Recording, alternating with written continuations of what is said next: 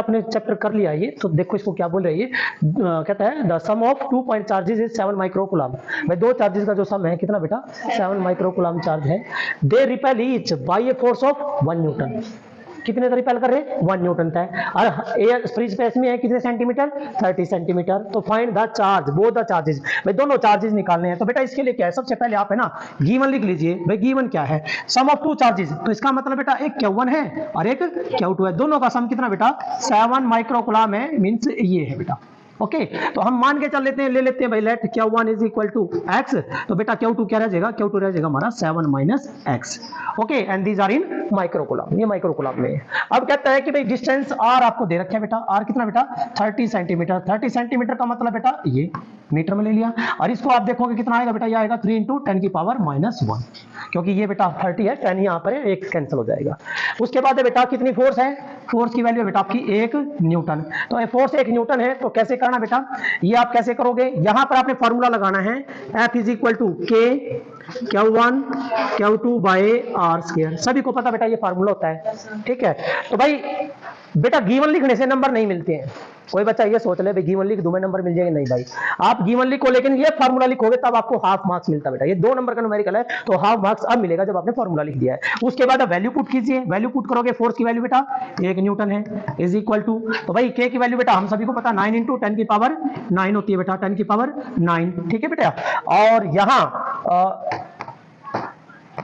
कितना 10 की पावर 9, ठीक है बेटा। उसके बाद बेटा Q1 कितना बेटा x, Q2 कितना बेटा 7 माइनस x। बेटा यू भी माइक्रो और यू भी माइक्रो, तो जब इन्हें ओपन करोगे आप, ओपन करोगे ये माइक्रो और ये भी माइक्रो, इट मीन 10 की पावर -12 -12, क्योंकि माइक्रो में भाई ये भी माइक्रो में, ये भी माइक्रो में, 10 की शक्ति -12।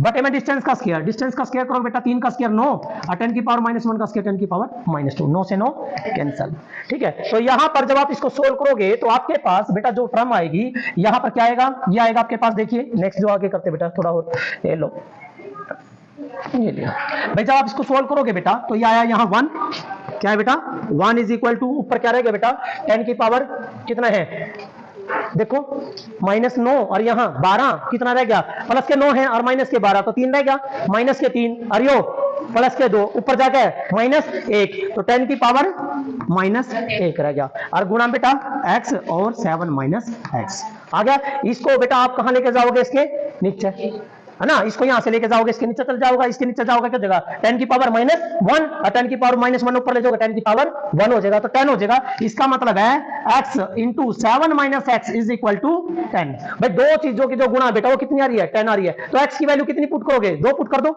देखो 2, और भाई 7 में 2 गया 5, 5 दूनी 10, या भी क्वाड्रिलेटरल जो आपका मेथड होता है ए स्क्वायर माइनस जो था ना फार्मूला आपका ए स्क्वायर जो एक्स स्क्वायर माइनस एक्स या कुछ भी हो, क्वाड्रेटिक इक्वेशन बनाते हो आप, एक्स की वैल्यू होती है क्या होता है minus B plus minus root B square minus 4ac/2a, वहां से निकल जाएगा। अदरवाइज सिंपल है बेटा, एलिमिनेशन मेथड जो एलिमिनेशन मेथड, एक्स की वैल्यू 1 पुट करो बराबर नहीं आया, एक्स की वैल्यू 2 पुट करो बराबर आ गया, 2 पुट करा क्या आएगा 10 10 आ गया, ठीक है। तो एक्स का मान क्या हो गया 2, तो इसका मतलब हमारे पास चार्ज कितना आया, एक्स का मान कितना है बेटा 2, और ये कितना होगा 5, तो इसका मतलब है एक चार्ज है बेटा 2 माइक्रोकूलम चार्ज और एक है बेटा 5 माइक्रोकूलम चार्ज। ये आंसर है बेटा पहला क्वेश्चन। अब बात करते हैं बेटा नेक्स्ट क्वेश्चन की। दूसरा क्वेश्चन ये है बेटा, ये क्वेश्चन क्या दे रखे है, देखो ध्यान से बेटा, ये कहता है मेटल की सफियर है, ये मेटालिक सेल है बेटा, एक मेटल का सेल है, ये वाला जो है बेटा ये क्या मेटल का सेल, और भाई इसके बीच में यहाँ एक कैविटी है, कैविटी है बेटा, और यहां पर सेंटर पे क्या रखा है, एक चार्ज रखा है। लेकिन बेटा एक बात याद रखना, मेटल के अंदर जो है नेट चार्ज 0 होता है, सारा चार्ज कहां होता है बेटा बाहर, कहां होता है बेटा बाहर। लेकिन यहां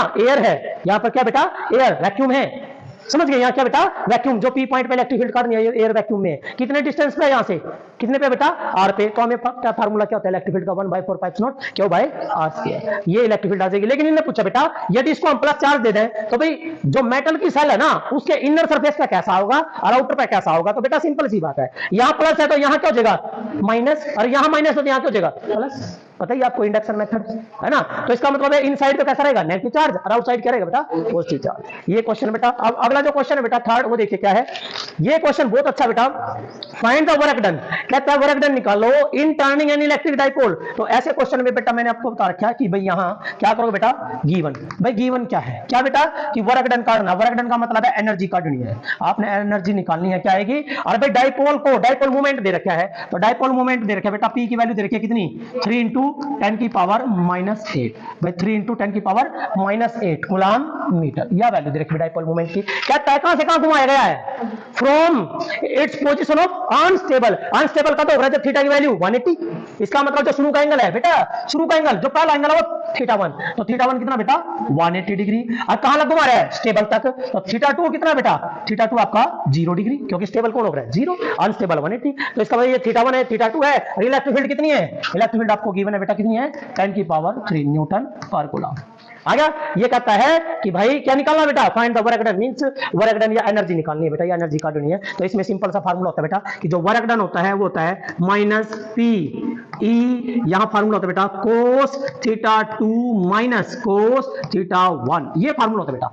जब दो एंगल गिवन होते हैं ना तो ये फार्मूला होता है, लेकिन हमेशा याद रखना है कि जो शुरू का एंगल होता है वो होता है θ1, जो दूसरा एंगल होता है θ2 होता है। इसका मतलब θ1 कितना यहाँ 180। जब आप इसमें आप पुट करोगे बेटा, देखिए यहाँ आप इसको आगे लेके चलो, यहाँ देखो इसको पुट करो, करना पुट बेटा, एनर्जी निकालनी है। -P की वैल्यू जो है बेटा, ये लो, P की वैल्यू कितनी है बेटा, P की वैल्यू है 3 इंटू कितना भाई, 3 इंटू 10 की पावर -8, चलो E की वैल्यू 10 पावर 3, चलिए cos 0, तो θ2 है 0 माइनस θ1 कितना है 180। तो भाई सिंपल सा बन गया बेटा, देखो चेक करके, cos 0 क्या हो गया है 1, और cos 180 कितना हो गया -1, तो ये तो हो गया 1 और यू माइनस +1 कितना हो गया 2 को मल्टीप्लाई करें यहाँ कितना हो गया 6, कितना है माइनस का 6, और 10 की पावर कितना हो गया बेटा -5। और भाई वर्क किसमें होगा बेटा, जूल में, एनर्जी किसमें होगी, जूल, ये एनर्जी है। लेकिन ये एनर्जी कौन सी है बेटा, एसोसिएटेड, कौन सी है एसोसिएटेड। यदि पेपर में पूछ रहा है डिसोसिएटेड एनर्जी काट दो तो कितना होगा, इसका उल्टा कर दो, मीन प्लस का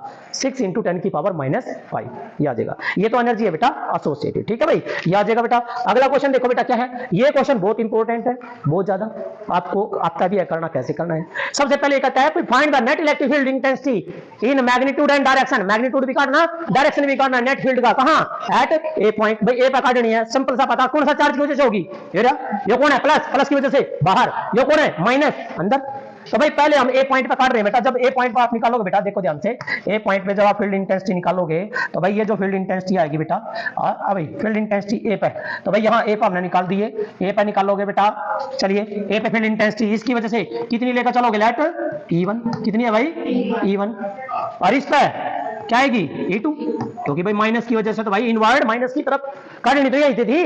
कितना एंगल है इसमें 120, क्योंकि ट्रायंगल है भाई 60 ये 120 हो गया। हमने रिजल्टेंट काटना, रिजल्टेंट बेटा ये रहा, इसकी डायरेक्शन, हमें इन रिजल्टेंट इलेक्ट्रिक फील्ड निकालनी है भाई, निकल जाएगा, बिल्कुल सिंपल है, ए पॉइंट पे निकल जाएगा।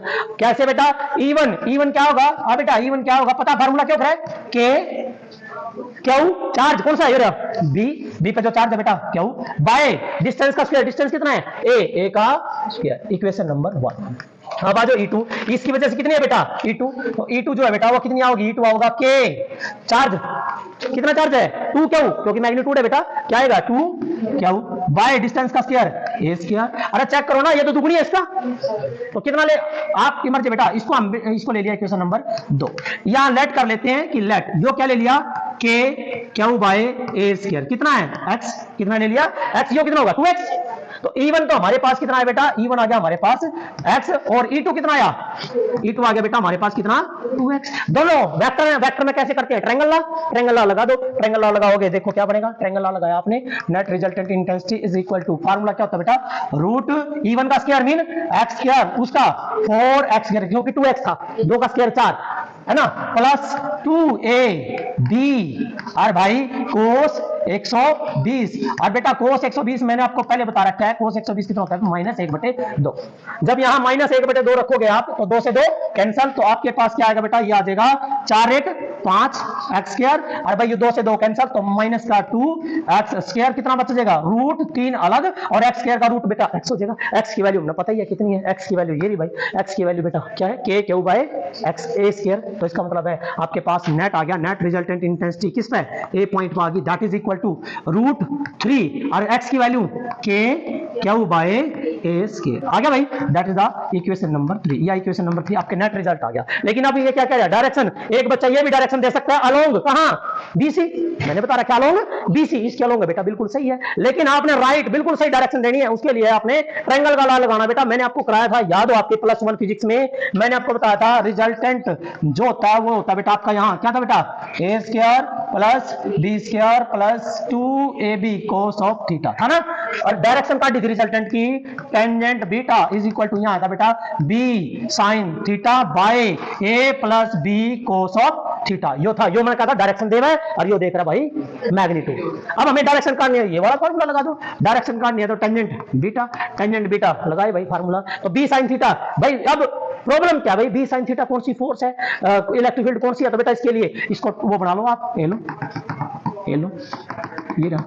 लेट हम मान के चलते हैं कि भाई यहां जो एंगल बनाया ना बेटा, जो एंगल बनाया वो इसने बनाया है, रिजल्टेंट ने एंगल इसके साथ बनाया है। कितना एंगल बनाया बेटा हमने, बीटा। कितना एंगल बनाया बेटा, बीटा। रिजल्टेंट ने क्या बनाया बेटा, रिजल्टेंट ने एंगल बनाया इसके साथ। और मैंने आपको बता रखा था वेक्टर में, ट्रायंगल लाड़े में बेटा, मैंने आपको बताया था कि भाई ये ट्रायंगल थी बेटा, ये था आपका, एक ये था और एक ये था, और ये रिजल्टेंट था। रिजल्टेंट ने एंगल बना रखा था अल्फा, जो आप यूज करते हैं बीटा, ये वाला एंगल था बीटा, ये था ना। रिजल्टेंट ने इसके साथ बनाया था, पहले के साथ बनाया था, तो यहां कौन होगा, दूसरा b sin थीटा। तो इसका मतलब है किसके साथ बना रखा है, इसके साथ।